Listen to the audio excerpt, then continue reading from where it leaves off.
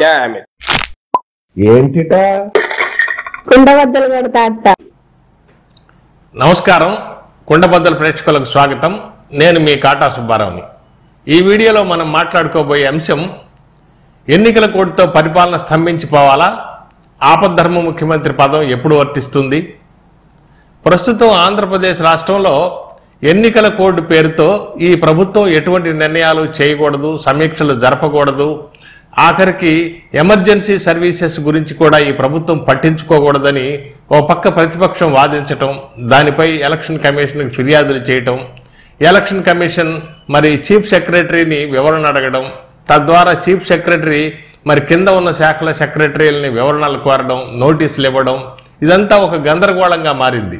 ఈ వ్యవహారంలో ప్రతిపక్షం ప్రస్తుతం ఉన్న ప్రభుత్వం ఆపద్ధర్మ ప్రభుత్వం, ఈ చంద్రబాబు ఆపద్ధర్మ ముఖ్యమంత్రి ఎటువంటి నిర్ణయాలు తీసుకోకూడదు, కానీ ఆయన సమీక్షలు చేస్తున్నాడు, పరిపాలన చూస్తున్నాడు అని ఈ వంకతో ఆయన కాంట్రాక్టర్లకి తనకు నచ్చిన వాళ్ళకి బిల్లులు చెల్లించుకోవడానికి వ్యవహారం నడుపుతున్నాడు అని చెప్పి రకరకాల ఆరోపణలతో ఒక ఆపద్ధర్మ ముఖ్యమంత్రి పదాన్ని ఈ ప్రభుత్వానికి ఆపాదింపజేసి దాన్ని వర్తింపజేసి, అలాగే ఎన్నికల కోడ్ సాకుతో అసలు ఈ వేసవిలో సాగునీటి వ్యవహారం కానీ, జలవనరుల శాఖ వ్యవహారాలు కానీ, ఆఖరికి ఇప్పటికే రన్నింగ్లో ఉన్నటువంటి రాజధాని నిర్మాణం, పోలవరం నిర్మాణాల గురించి కూడా ఈ ప్రభుత్వం పట్టించుకోకూడదు అని చెప్పి ఒక వాదన చేయటం, ఆ వాదనని గుడ్డిగా ఎలక్షన్ కమిషన్ సమర్థించటం, మరి దానికి ఆ దిశలోనే వాళ్ళు చర్యలు చేపట్టడం, ఇదంతా చూస్తే ఒక రకమైనటువంటి ఈ ఆంధ్రప్రదేశ్లో ఉన్న ప్రభుత్వం మీద ఒక కుట్ర నడుస్తూ ఉంది.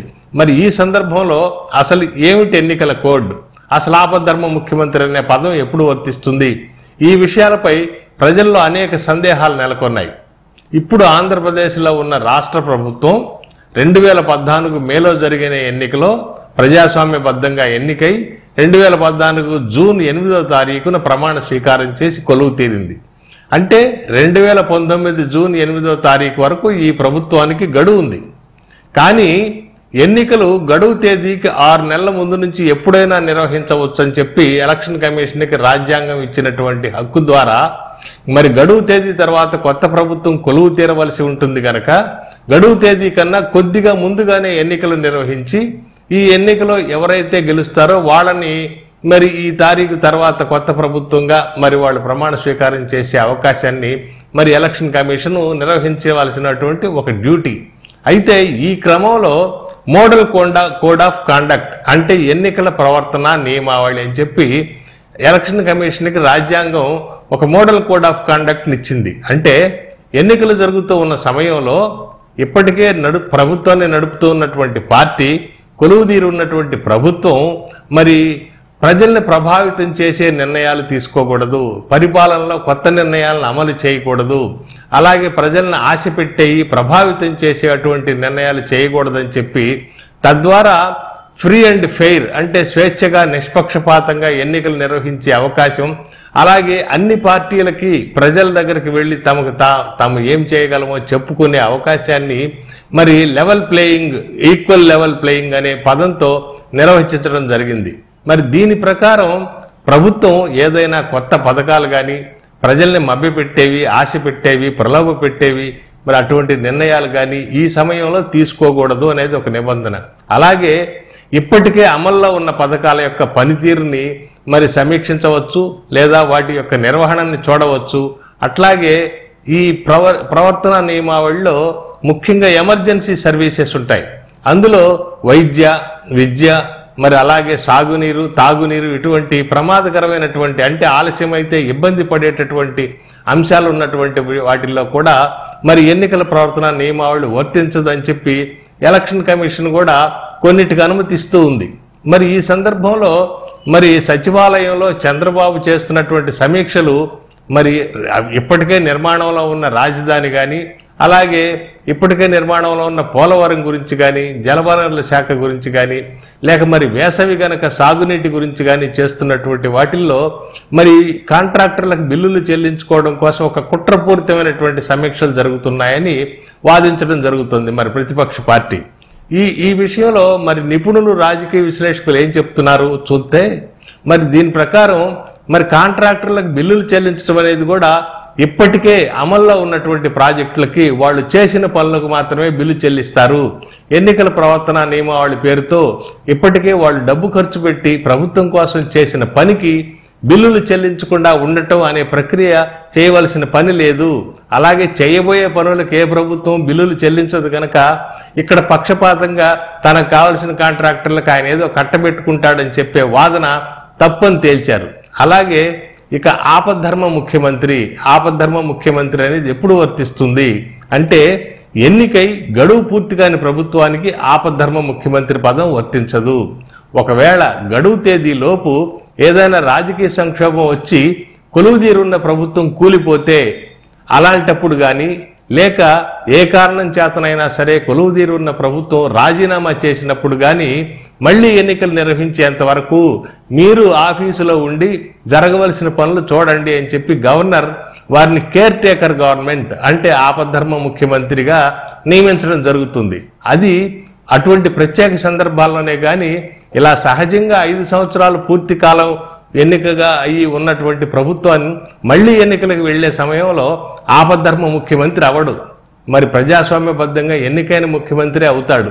మరి ఈ ఆపద్ధర్మ ముఖ్యమంత్రి పదం ఇప్పుడు ఆంధ్రప్రదేశ్ రాష్ట్రంలో తెలుగుదేశం ప్రభుత్వానికి వర్తించదు. మరి ఈ వర్తించినటువంటి ఆపద్ధర్మ ముఖ్యమంత్రి పదం అలాగే ఎన్నికల కోడ్ పేరుతో అసలు ప్రజలకు అవసరమైనటువంటి నిర్ణయాలు కూడా చేయకూడదు అంటే ముఖ్యమైన అర్జెంట్ అయినటువంటి నిర్ణయాలు కూడా తీసుకోకూడదు అని. కొత్త నిర్ణయాలు తీసుకోకపోవచ్చు కానీ ఆల్రెడీ అమల్లో ఉన్నటువంటివి.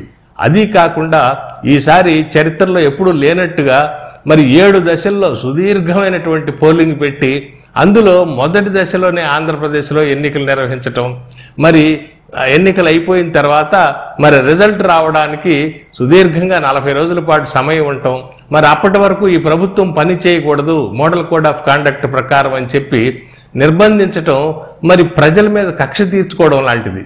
మరి ఇలా అయితే పరిపాలన చాలా కష్టమవుతుంది. మరి వేసవిలో ఎమర్జెన్సీ సర్వీసెస్ చాలా ఉంటాయి, అగ్ని ప్రమాదాలు జరుగుతాయి, మరి తాగునీటికి ఇబ్బందులు పడతారు, మరి వాటన్నిటికి సంబంధించి తక్షణ చర్యలు తీసుకోవాల్సి ఉంటుంది, తక్షణం మరి నిధులు విడుదల చేయాల్సి ఉంటుంది. మరి ఇటువంటి నిర్ణయాలన్నీ చేయకూడదు అంటే మరి ప్రభుత్వం ఎలా నడవాలి? కేవలం ఒక ప్రతిపక్షం ఆరోపణ చేసినంత మాత్రాన వెంటనే ఎన్నికల కమిషన్ ఏం జరుగుతోంది, ఏ నిర్ణయాలు తీసుకున్నారు, ఎవరికి నిధులు విడుదల చేశారు వివరణ ఇమ్మని ప్రభుత్వాన్ని అడిగితే అది ఒక పద్ధతి అయినటువంటి పని. అలా కాకుండా వెంటనే అధికారులకు నోటీసులు ఇవ్వడం, వాళ్ళ భయభ్రాంతులు చేయటం, ఈ ప్రభుత్వానికి ఏ ఆఫీసర్ కూడా సహకరించకుండా ఉండేలాగా మరి దీని వెనక ఒక కుట్ర ప్లాను ఉన్నట్టుగా వాళ్ళు ప్రవర్తించడం జరుగుతూ ఉంది. మరి ఈ పరిస్థితుల్లో ఎన్నికల కోడ్ మరి మోడల్ కోడ్ ఆఫ్ కాండక్ట్ కానీ కేర్ టేకర్ గవర్నమెంట్ కానీ మరి ఏం చేయాలి ఏం చేయకూడదు అనేది ఒకసారి చూస్తే వీటన్నిటినీ కూడా మరి ఇక్కడ కనుక ఇప్పుడు వాళ్ళు ఈ విధంగా పక్షపాతపూరితంగా వర్తింపజేస్తే ఇదే వ్యవహారం దేశంలో ఉన్న అన్ని రాష్ట్రాలకి వర్తిస్తుంది, అలాగే కేంద్ర ప్రభుత్వానికి కూడా వర్తిస్తుంది. అంటే ఇప్పుడు కేంద్రంలో ఉన్న ప్రభుత్వం కూడా పని చేయకూడదు, ప్రధానమంత్రి కూడా ఏ నిర్ణయం తీసుకోకూడదు, మరి ఎటువంటి ఎమర్జెన్సీ వచ్చినా చేయకూడదు. అంటే ఆఖరికి ఎంత దాకా దీన్ని మనం మాట్లాడుకోవచ్చు అంటే ఇప్పుడు ప్రమాదవశాత్తు పాకిస్తాన్ కనుక ఇప్పుడు యుద్ధానికి వస్తే యుద్ధం చేయాల్సిన నిర్ణయం కూడా ప్రధానమంత్రి చేయకూడదు. ఎన్నికల కోడ్ ఉంది, నేను తర్వాత చేస్తాను యుద్ధం, ఆక్రమించుకుంటే ఆక్రమించుకునేవ్వండి పాకిస్తాన్ అని చెప్పి అతను చేతులు ముడుచుకుని కూర్చోవాలి. మరి ఈ పరిస్థితుల్లో కనీసం ఒక పద్ధతి పాడు లేకుండా ప్రజాస్వామ్యంలో పారదర్శకంగా ఉండాల్సిన వ్యవస్థలు, స్వతంత్ర ప్రతిపత్తి కలిగిన రాజ్యాంగ వ్యవస్థలైనటువంటి ఎన్నికల కమిషను మరి ఒక పక్క ఇలా ప్రవర్తిస్తూ ఉంటే మరి 60 మంది దాదాపు రిటైర్డ్ సీనియర్ ఐఏఎస్ అధికారులు రాష్ట్రపతిని కలిసి ఎన్నికల కమిషన్ పరువు తీస్తోంది, మరి చాలా దారుణంగా ప్రవర్తిస్తోంది, మీరు జోక్యం చేసుకోమని రాష్ట్రపతికి మరి విజ్ఞప్తి పత్రం ఇస్తే మరి ఆయన దగ్గర నుంచి స్పందన కూడా లేకపోవడం కూడా మరి అసలు దేశంలో ధృతరాష్ట్ర ప్రభుత్వం నడుస్తోంది. ఒక విధంగా చెప్పాలంటే గుడ్డి ప్రభుత్వం నడుస్తోంది. దుర్యోధనుడు లాంటి వాళ్ళు మరి వాళ్ళ ఇష్టానుసారం ఈ దేశాన్ని పరిపాలిస్తున్నారు. మరి ఈ పరిస్థితుల్లో అసలు ఏ పదానికి కూడా వితండమైన అర్థాలు తీయటం, మరి వాళ్ళకు అనుకూలంగా ఉన్నటువంటి పార్టీలు కేవలం చూస్తే దేశంలో ప్రస్తుతం బీజేపీకి కానీ దాని మిత్రపక్షాలైన పార్టీలకు సంబంధించిన ఒక్క వ్యక్తి మీద కూడా మరి ఈ రోజున ఐటీ దాడులు జరగలేదు. అలాగే వాళ్ళకి కంట్లో నలుసుగా ఉన్నటువంటి వాళ్ళని ఎదిరిస్తున్నటువంటి పార్టీలకు సంబంధించిన వ్యక్తులపై అసలు ఏం ఉన్నా లేకపోయినా దాడులు జరపడం, వాళ్ళని ప్రచారం చేసుకోనీయకుండా చేయటం, వాళ్ళని డబ్బు ఖర్చు పెట్టుకోనీయకుండా చేయటం, ఆఖరికి వైట్ మనీ అయినా సరే వాళ్ళని బయటికి తీయనీయకుండా ఉండటం, ఇలా మరి ఒక హెరాస్మెంట్ నడుస్తూ ఉంది. ఈ హెరాస్మెంట్ నడుస్తూ ఉన్న సందర్భంలో చూస్తే చివరాఖరికి ఎన్నికల్లో ప్రజలదే అంతిమ నిర్ణయం, ప్రజలు నిర్ణయించాల్సి ఉంది. కేవలం ఇటువంటి చర్యల ద్వారా మరి తాము రాజకీయంగా లబ్ధి పొందాలని కానీ ఎన్నికల్లో గెలవాలని కానీ చూస్తే అది జరగని పని. ప్రజలు నిర్ణయం తీసుకుంటారు. మరి ఈ ఎన్నికల కోడ్ గురించో లేకపోతే ఈ ఆపద్ధర్మ ముఖ్యమంత్రి గురించో ప్రతి ఓటర్కి తెలియాల్సిన అవసరం లేదు. ఒక నిర్బంధం నడుస్తుందనే సందేశం మాత్రం ప్రజల్లోకి వెళితే అది ఎంత ప్రమాదమో ఇప్పుడున్న ప్రభుత్వాలకు తెలియటం లేదు. మరి అది తెలుసుకోకపోతే వచ్చే ప్రమాదాన్ని ఎవరూ ఆపలేరు. ఎన్నికల్లో తగిన గుణపాఠం వాళ్ళకు చెప్పే తీరుతారు ప్రజలు. ఇదే ఈరోజు కుండబద్దలు.